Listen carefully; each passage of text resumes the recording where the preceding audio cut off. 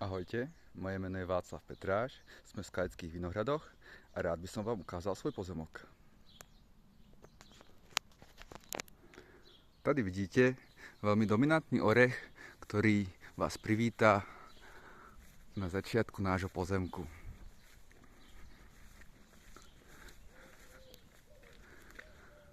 Pod orechom sa nachádza skalka, ktorú sme vyrobili z kameňa, ktorý vznikol pri kopáni studne. Celý pozemok je mierne zarastnutý, pretože v súčasnosti tu nebývame.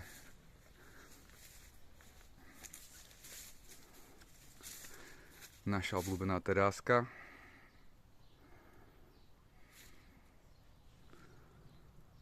S výhľadom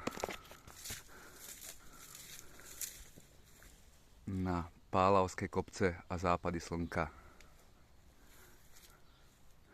Toto je môj dom, ktorý popisujem v druhom dizajne.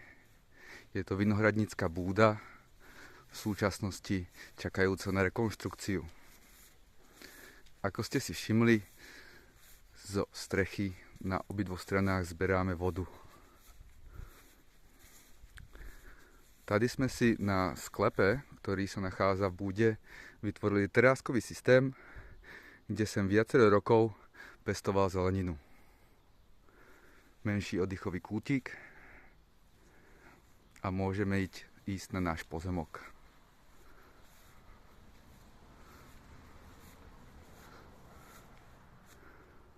Tady začíná šírka asi od tejto slivky po tady hranicu.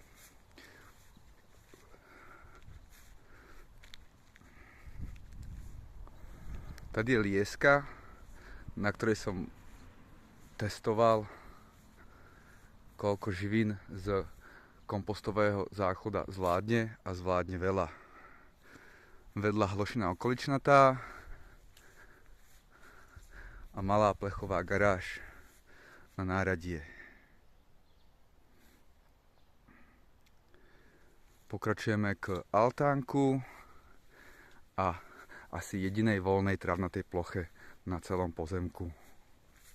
Tento vinohrad už nie je náš, to poznáte aj podľa roundupu, ktorý sa nachádza dole. A ani vinohrad na druhej strane už nie je náš, taktiež hranica. Vyvýšené záhonky sme robili na permataku z palivového dubového dreva, ktoré sme naštípali na polovičku, zatlúkli do zeme, ohradili nopovou fóliou a vyplnili organickým materiálom, hlinom, kompostou a na spodku drevom. Tady môj obľúbené miesto, dómický fóliovník s malým jahodovým záhonom na okraji, ktorý zarástol medzičasom. Pozrieme sa dovnútra.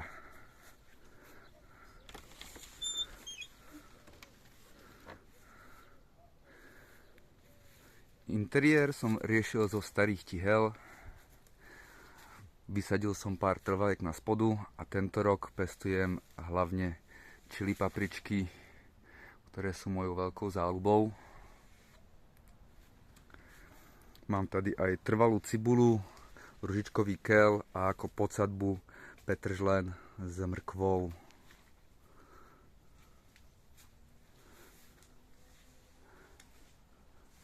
Závlahové systémy, ako vidíte tady, sú urobené z kvetináčkov, ktoré som spojil a využívam ich a dva kvetináčky na spodku zatvorené a využívam ich ako ola nádoby. V tomto záhone druhom mám priamo aj ola nádobu. Foliovník polievam raz za 4 za 5 dní a rastliny to veľmi dobre znášajú. Ako mulč som použil bioúhel.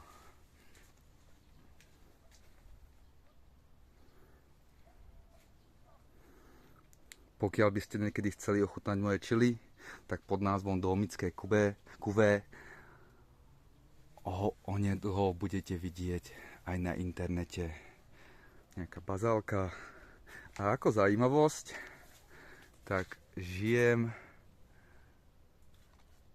v symbióze aj s osami, ktoré si na viacerých miestach urobili svoje domčeky.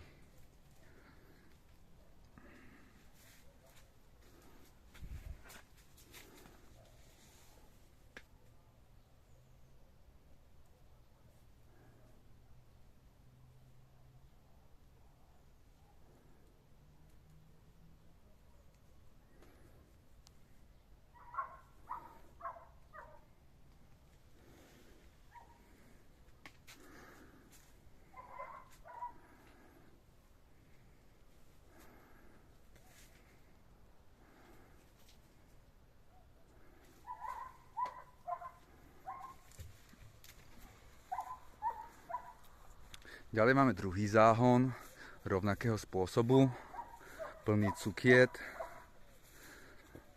ktoré využívame na sušenie. Taká cuketová múka je veľmi užitečná a pomôže vám vyriešiť problém s nadbytkom cukiet, pretože sa dajú všetky usušiť.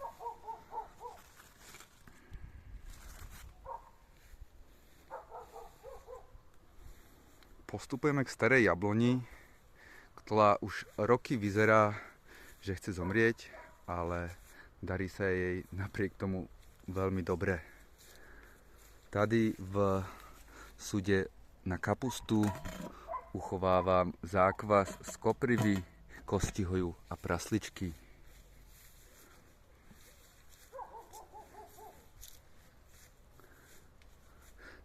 Táto časť dizajnu priamo súvisí ako dvor s domečkom, kde by sme na travnatej ploche možno v budúcnosti chceli menšie kúpacie jazierko. A tady pod tou dominantnou a pôvodnou čerešňou, ktorá je to dlho, tak zatiaľ funguje ako sklad dreva, ktoré používam na plnenie vyvýšených záhonov a materiálu, ktorý sa mi podarí získať, ale v budúcnosti by som bol rád, keby spodná časť slúžila ako odkladisko palivového dreva alebo dreva na huby v dreve a vrch by som rád urobil domček pre deti a aj pre dospelých v strome.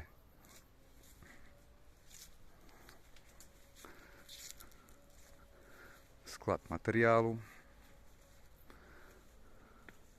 Ďalší orech, jabloňka, broskyňa. Tady sa mi trošku rozpadla nedokončený vermikomposter z vane, ktorý čeká na opravu. V tomto mieste už od orecha až po začiatok slepačieho výbehu by sa mala nachádzať továreň na pôdu, kde by som chcel viacero kompostérov, vermikompostérov z vaní, bubnový kompostér, Johnson Su bioreaktor a priestor na osývanie a prípravu zeminy na zakázky a na záhradu. Tady končí ako keby prvá časť, ktorú bude prepájať v budúcnosti kurník s vysokou podstielkou, kde by sliepky do budúcnosti spracovávali väčšie množstva organického odpadu, ktorý by práve vznikal z tejto opocnej časti. Taková plocha na produkciu biomateriálu.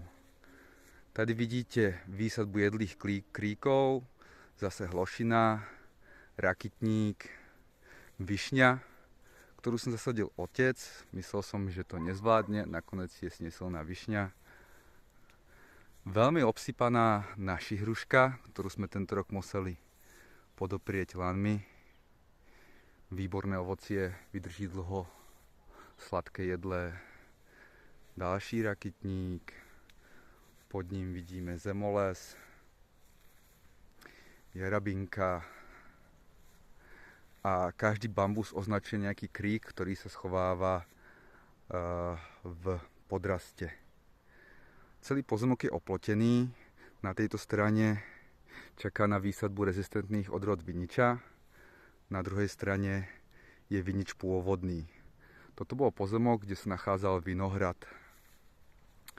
Vinohrad som odstranil a ako podsadbu som vysadil bylinkovú voničku od Planta Naturalis, kde môžete vidieť, že z tých tisícok semien sa mi tu urodilo veľa zaujímavých rastlín, echinacea, tady nám kvitne repíček, dobromysel, to je taká burinka, tá je skoro všade. Medzi tým nenápadne vyrastá arónia, fenikel, obsypaný rakytník, tady rastie mandla, rakytník, ktorý uschol, broskyňa. Tady vidíme pekný pohľad na šalvej.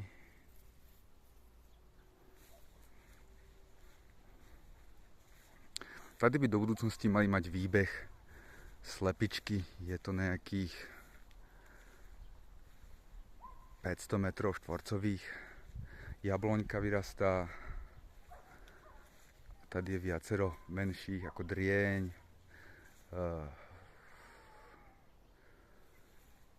Moruša, je tam zasadená broskyňa, ďalší rakytník.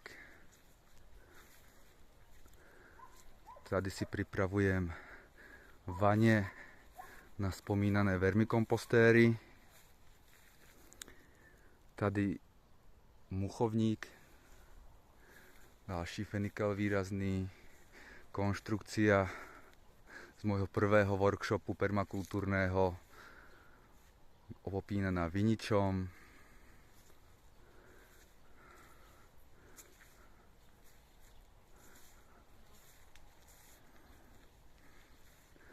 Tady vidíme dva včely úle. Tento rok sme namnožili rodinku. Včely sa už dlhšie snažíme chovať. Občas sa nám to darí, občas nedarí. Pred včelami mám minulý rok vysadený bylinkový záhon, ktorý by mal uvoľňovať éterické oleje a mali by si toho včely po ceste dovnútra z neho niečo aj odniesť. Jabloňka, pripravený kameň na dokončenie záhonka. Zatiaľ voľná plocha, ktorá v našich hlavách by mala slúžiť na produkciu kvetov do kytíc. Orech, ďalšie vanie na vermikompostéry. Končí nám výbeh pre slepičky.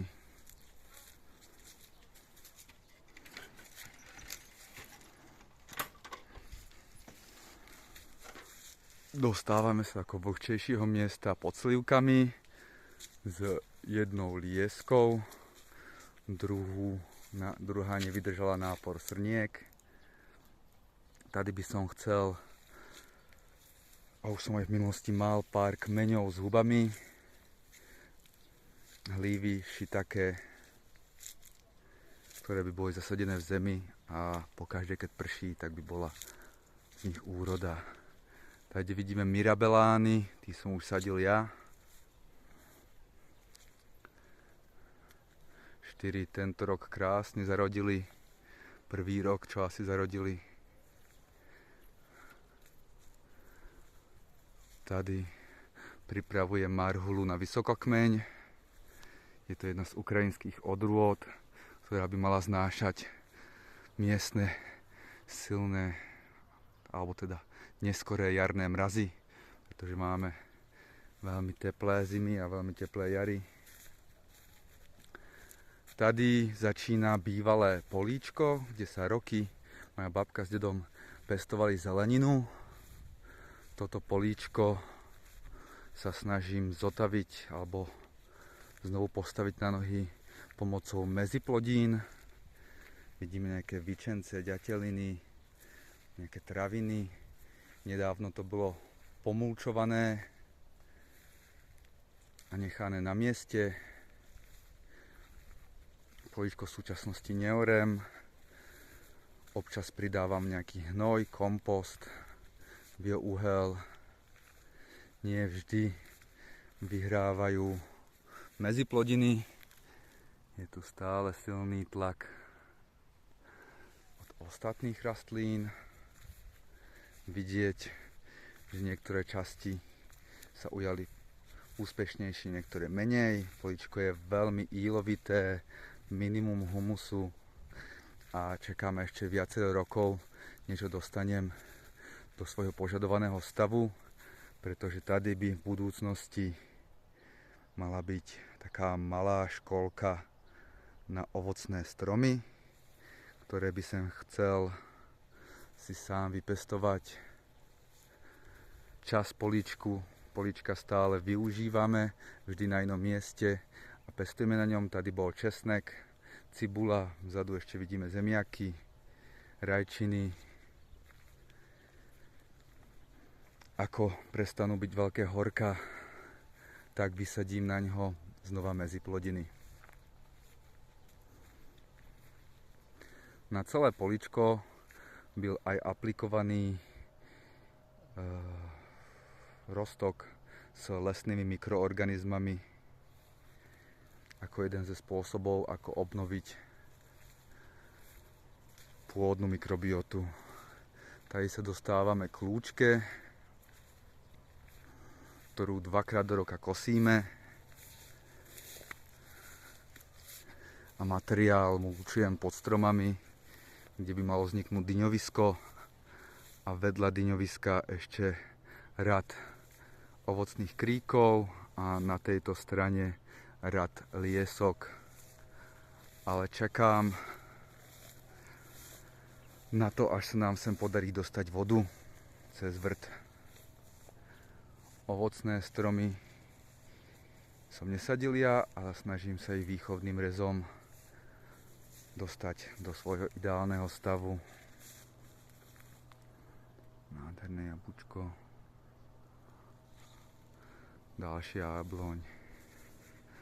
Tady krásna veľká oskoruša s vysoko založenou korunou. Marhula. Preplodená jabloň.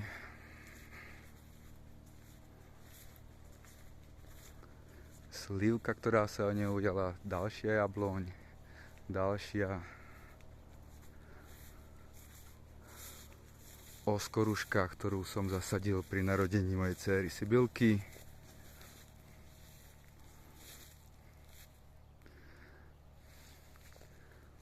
V základoch má aj zasadené kostihoje ako bioakumulátory, ktoré sa pri trhaní môžu používať na mulčovanie, čímž dostávame minerály a živiny, ktoré sú vo veľkých hĺbkách na povrch, prístupné pre strom. Jedna čerešňa a už sa blížime ke koncu nášmu pozemku. Pozemok má 400 metrov, svah je juhozápadný, veľmi horúci. Máme podnebie, ktoré sa podobá Južnej Morave. Takže náročný priestor na vodu. Darí sa tu veľmi vinohradom. Ale tým, že som chcel zmeniť orientáciu tohto pozemku, tak vinohrady veľmi nepestujem. Máme tu umiestnené 2 maringotky. Jedna od susedov, ktorí sa sťahovali. Druhá už dlhé roky bývala so mnou aj na ekocenter Samorast. Teraz presťahované maringotky. Dorábiali sme na jednom permataku terasu a v budúcnosti budú slúžiť na ubytovanie pre hostí alebo ľudí, ktorých zaujíma permakultúra a radi by sa u mňa niečomu priučili. Bude dostávaná ešte spojovacia chodba, ktorá prepojí 2 maringotky do jednej, vytvorí priestor na kúpeľňu a toaletu. A v tejto maringotke budú 2 spacie jednotky a tady bude, teda už je obývačka s kuchyňou a v súčasnosti teda aj so separačnou toaletou. Tady ako končí pokosené. To, co není pokosené, to je môj pozemok. To, co už je pokosené, už je koniec pozemku. Pohľad z druhej strany.